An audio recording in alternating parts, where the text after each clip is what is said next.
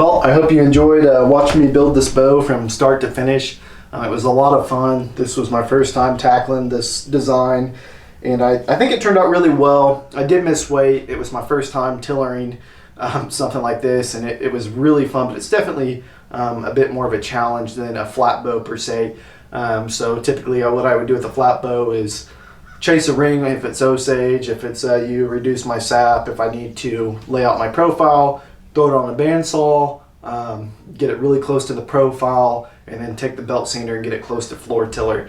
Obviously I didn't do that on this bow, so I probably got 40 hours in this thing when it's all said and done. But I really enjoyed it.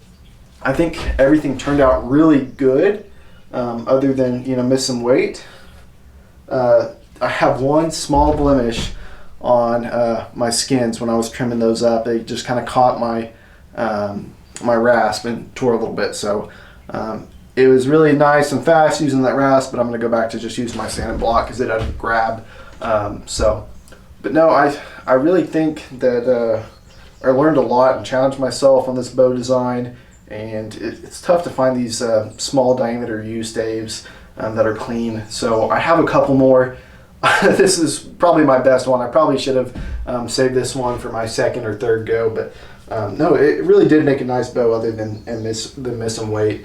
So this leather on here, this is shark skin leather. Shark skin, a lot like beaver tail, has a lot of texture to it. I really love, beaver tail is probably my favorite, but man, this is really starting to get up there close to beaver tail because it's got a ton of texture. Being an aquatic animal, I'm sure it handles moisture probably better than steer hide. But then I did beaver tail on the shelf, and then the strike plate. I radius my shelf, and then I also radius the face of my strike plate. These parts of the bow, if you can get a radius and a small contact point, your bow will be much more forgiving. I see a lot of bows being built out there with flat shelves and flat strike plates. And if you torque your bow at all, I mean, if this is your strike plate and this is your arrow and you're torquing, you have so much leverage on the arrow. Whereas if you have a small strike plate, if you're torquing, it's really going to roll more so along the arrow, as opposed to having that backside kick up and really kick that arrow. So you notice that's why I do that.